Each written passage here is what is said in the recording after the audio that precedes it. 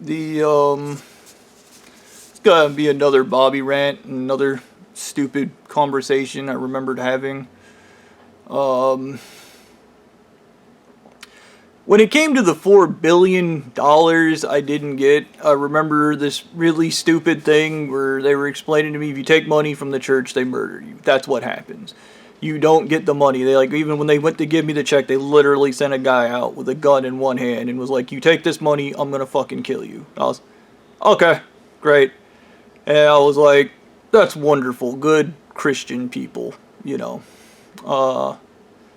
So ain't elite mummy god gives me the ring, you know. And he's like, ring, ring, ring. And he's like, I know you think it's really messed up that we kill everybody if they take money from the church, but you can sue our insurance company. Oh, how much money do you need to do that? Well, because you're under a contract with us, anytime you want to use one of our lawyers, it's $10,000 to $20,000. And I don't have $10,000 to $20,000. Bobby, it's $4 billion you can get from the insurance company.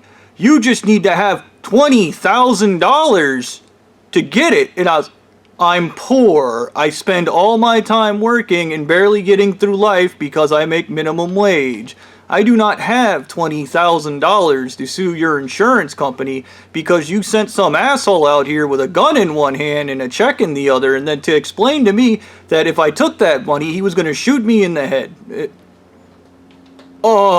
It sounds bad, but we're not bad people. We're not. I want to give you this money. Then give it to me. I can't! Okay.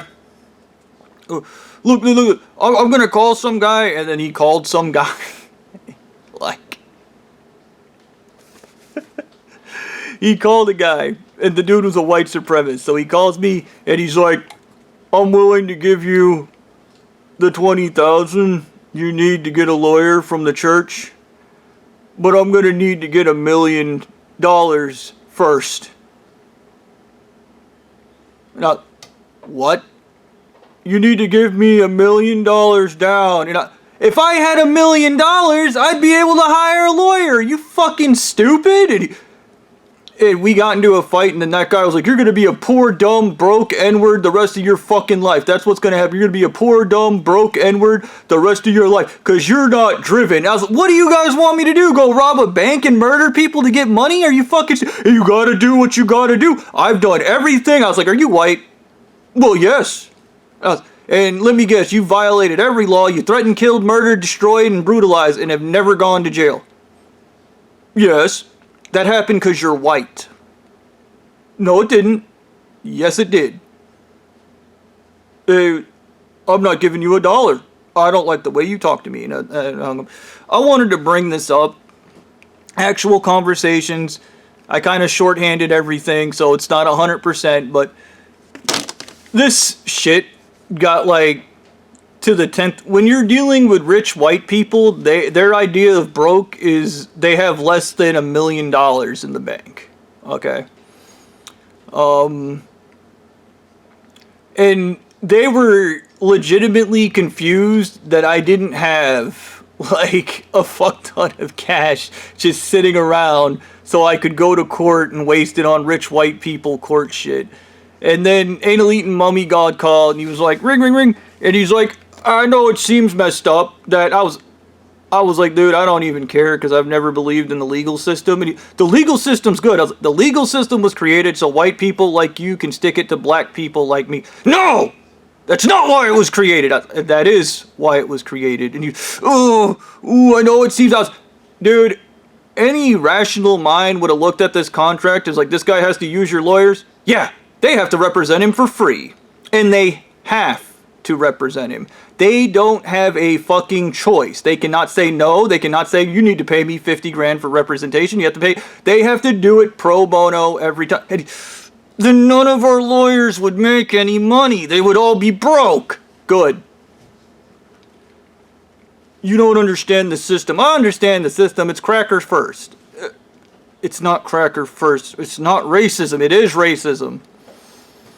Do you not understand when somebody doesn't have something, they can't physically give it to you? And I was like, Let me just give you I want you to give me the universe.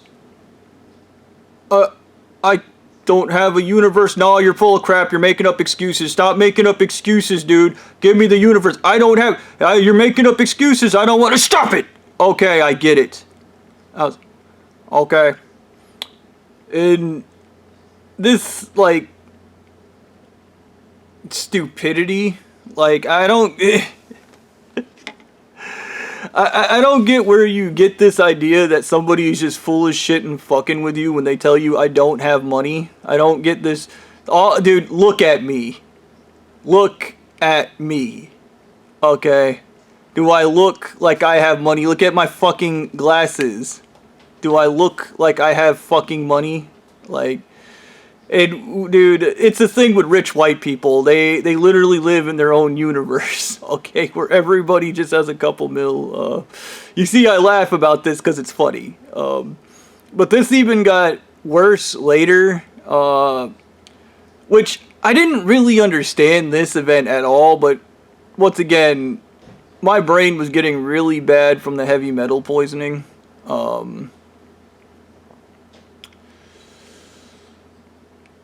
And I think, look, when dealing with malignant narcissists, they fear humiliation, they fear rejection, and they fear like being hated or some shit. Like these are the things. They're obsessed with what other people think.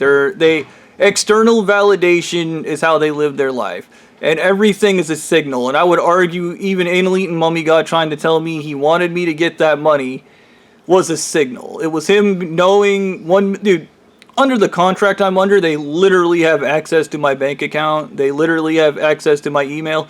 And if I try to route another email and then I transfer my information to that, they commandeer that email. Okay? If I try to get a new phone, they immediately track my voice, figure out who's talking and who I'm talking to, and then they track that phone. So there is no like winning for me in this lunacy, but there was this really funny moment where Anal Eating Mummy God had called me and he was like, "Okay, I have a plan. There's these 3 guys. One of them wants to kill the other guy for revenge." And I was like, okay. One of them's this really poor guy, but he's really smart, but he has heavy metal poisoning. I was like, so he's stupid. And no, he's not stupid. I was like, he's stupid. He's not stupid. I was like, he's stupid. Well, anyways, and then there's this other guy that basically wants to take credit for what the stupid smart guy is doing. And I was like, cool. I was like, so what are the assets? What do these people have? And well, the smart guy's smart, but he's stupid because he has heavy metal poisoning. Okay, what do the other 2 guys have? They have a church, an army of people who are going to back them in millions and millions of dollars in assets.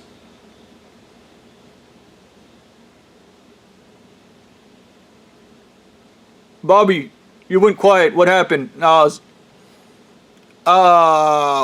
What contest are they entering? Is it like a rock, paper, scissors contest? Are they like doing hopscotch? Like, what level's this playing field? What do you mean? What are they competing in? Well, the guy with the heavy metal poisoning just has to figure out a way to take down the entire church with its millions of dollars in assets. Is this guy under a contract like the one I'm under? Yes, but it doesn't matter because we're not going to use it to interfere. That's a lie. I was like, and there's hundreds of other people that are going to be interfering. They're not going to interfere. I feel like you're making this up as I'm not making this up as we're talking. It's going to be fair. It's going to be a fair trial. It's like, you do not have a fair trial when one party has millions of dollars in assets and lawyers and the other guy is kind of smart but not really because you made him stupid with heavy metals. That is not fair.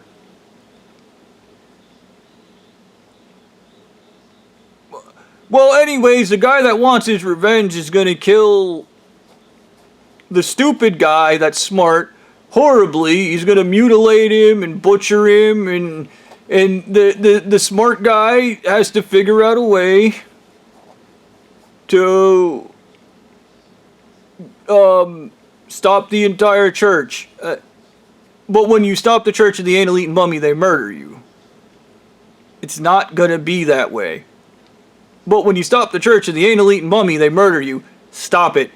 If you stop the Church of the Anal Eating Mummy, stop it! And I was, okay. This isn't a setup, and it's not rigged.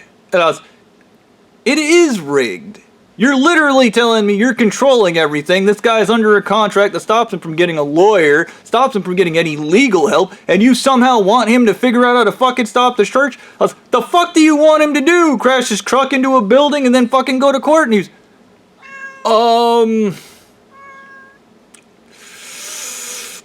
Everybody else that's got out of these contracts has done that. Oh, what happened to them? We killed them. Oh, great. That's wonderful. It'll be different for the guy with the heavy metals that's stupid but smart. It'll be different. Look, this is complicated. It's not complicated. This is another rigged fucking game I don't want to play. I'm not interested in this. I was like, you guys are just unnaturally cruel. I was like, you're unnatural as... Why isn't Stu forced into poverty? Why isn't Blondie forced into poverty? What's up with that? I was like, you want to show me that these guys are somehow superior?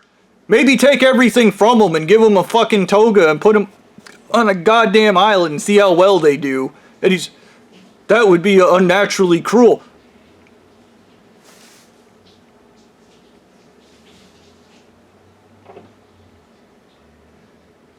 Yeah, just whatever. Here's my theory. I'm the smart, stupid guy on heavy metals. Blondie's the guy that, wants to steal my glory, so I guess that's gonna happen because he's rich, and that's what happens when you're rich. Everything's easy for you. This is gonna be a very non-complex part of this. When you're poor, nobody wants to help you. It's a fact. You're poor. Nobody likes you. When you have money and assets, people like you. They give a shit about you. And they give you stuff for free. It's a really stupid thing. Think Bill Gates, he has a gold card for McDonald's so he doesn't have to pay for it, even though he can totally afford Donald's. And Stu's just an idiot that wants to murder me, but he's always wanted to murder me. It wouldn't surprise me if he tried to murder my ass again and he died in the process and the church murdered me because he fucking killed himself because he's an idiot. Like, that shit would be funny as fuck. Or the next time he does it, he gets struck by lightning and this time he doesn't fucking survive because he's a dumbass. Chaos is a thing, and I remember Anal Eating Mummy God was like, well, the poor guy also has chaos on his side because he's a chaostician, and he believes by causing chaos, you can change things. You can change things by causing chaos. Let me explain this to you. There's a story of these kids that eat lunch every day. Every day they eat peanut butter and jelly sandwiches, and the kid at the end of the lunch table always gets picked up by a guy in a suit, and they go missing. He, she, whoever, at the end of the table. One day, this really, really weird kid, really weird, everybody thinks he's weird, ends up at the end of the table and everybody's whispering. Some people want that kid gone. Some people don't want him gone. They think he's too special and new, unique. That guy comes for that kid, and the kid panics, starts flailing and fighting him, unlike the other kids. And then he grabs his peanut butter and jelly sandwich and smashes it on the guy's face. The guy grabs his face and leans back, and he stumbles around, and then when he pulls the sandwich off, his tongue and face swell up, and then he suffocates to death and dies. The other kids, the other thousands of kids this guy murdered, raped, killed, put into human trafficking, died because they weren't willing to fight. Okay? And that guy had that peanut allergy the entire time. And every kid had a peanut butter and jelly sandwich, they just never used it.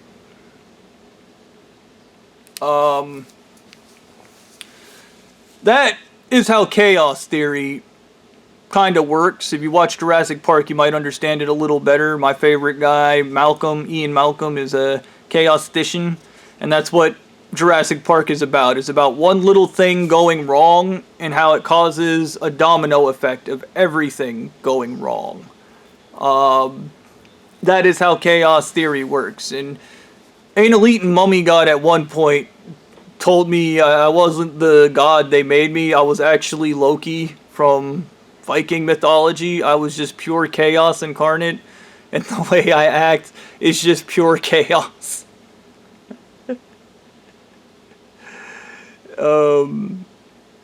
I did find that amusing. I was just, yes, because I'm just going to somehow just walk out into the street naked and start screaming and throwing rocks at people, and somehow the entire church is going to collapse because of that. And I remembered cracking up and laughing and then telling him, you don't understand how chaos theory works. And he told me, oh no.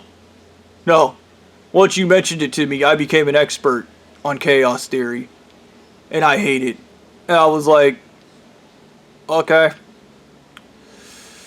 I